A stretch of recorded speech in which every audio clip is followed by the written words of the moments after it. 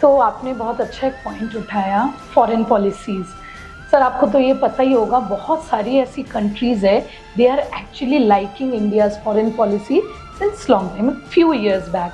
तो इंडिया की foreign policy के बहुत विश्व में बहुत ऐसे नेशन हैं जो फ़ैन बन चुके हैं। तो आपको क्या लगता है, जैसे ये फॉरेन पॉलिसीज़ हैं और जो फॉरेन पॉलिसी मेकर्स हैं, तो आप इस पूरे पॉलिटिक्स में, इंडिया के पॉलिटिक्स में, अगर आप महाभारत में से किसी को भी, किसी एक किरदार को जो आपके बेहद करीब हो दिल के, तो ऐसे किसी किरदार को अगर आप पॉइंट आउट करना चाहें तो आप किसके साथ उसकी सिमिलैरिटी देखते हैं इंडियन पॉलिटिक्स में? या अगर हम जयशंकर जी का एग्जाम्पल लें तो आप उनको किसके साथ रिजेंबल करना पसंद करेंगे महाभारत के कैरेक्टर में? देखिए, इंडिया के फॉरेन पॉलिसी, ये सही बात है कि हाँ, वो आज पूरे विश्व में उसको सराहा जा रहा है।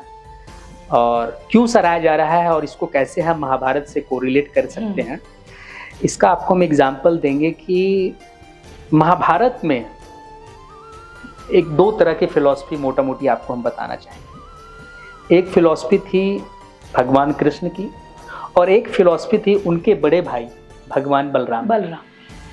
देखिए कैसा सिस्टम था वहाँ। एक तरफ भगवान कृष्ण बोल रहे हैं कि ये धर्म और अधर्म के बीच की लड़ाई है, we can not be neutral. Yes, हमें धर्म के ओर से लड़ना चाहिए और उसका साथ देना चाहिए और धर्म विजय होना चाहिए।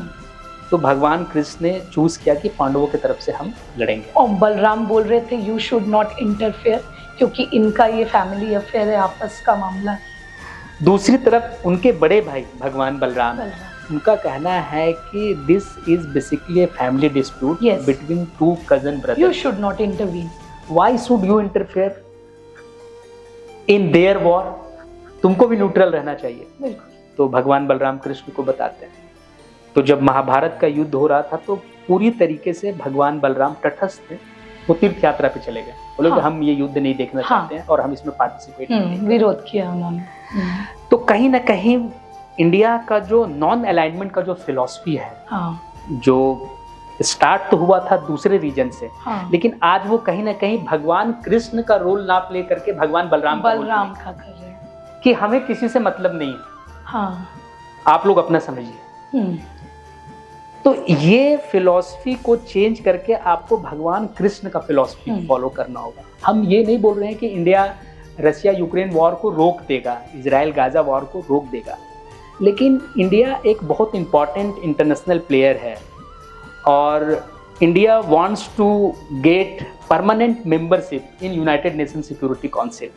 और जब आपको परमानेंट मेंबर यूएनएससी में मिलता है तो बहुत सारे ऐसे इंटरनेशनल क्राइसिस रहेंगे जो आपको वीकली बेसिस पे, मंथली बेसिस पे रिजॉल्व करने होंगे, उस पर आपको अपना स्टैंड लेना पड़ेगा। तो उसकी रिस्पॉन्सिबिलिटी और रोल बढ़ जाती है। तो रोल बढ़ जाती है। तो आज अगर आप एक्टिवली पार्टिसिपेट नहीं करेंगे, जैसे भगवान कृष्ण करते थे डिप्लोमेट के रूप में, आज अगर एक्टिवली पार्टिसिपेट नहीं करेंगे तो फिर आपको वर्ल्ड कैसे दिखाएगा कि आप परमानेंट मेंबरशिप में आप क्या करेंगे यूएनएससी। और दूसरे डेवलपिंग और अंडर डेवलप्ड कंट्रीज के लिए भी एक अच्छा उदाहरण नहीं होगा। तो आप अगर एक्टिवली पार्टिसिपेट करेंगे, डिप्लोमेसी करेंगे, तो जो वर्ल्ड के जो दूसरे लीडर्स है वो भी मानेंगे कि if India gets permanent membership in United Nation Security Council, then India will make difference. So that means you're saying that if India wants to emerge as Vishwa Guru, then India has to include other countries as well. सबको छोड़ के नहीं चल सकते हैं। छोड़ के नहीं चल सकते हैं। जो क्राइसिस है उसमें आपको अपना फुल पोटेंशियल के साथ अपना रोल को प्ले करना है और उसमें जो है सो एक्ट रिस्पॉन्सिबल।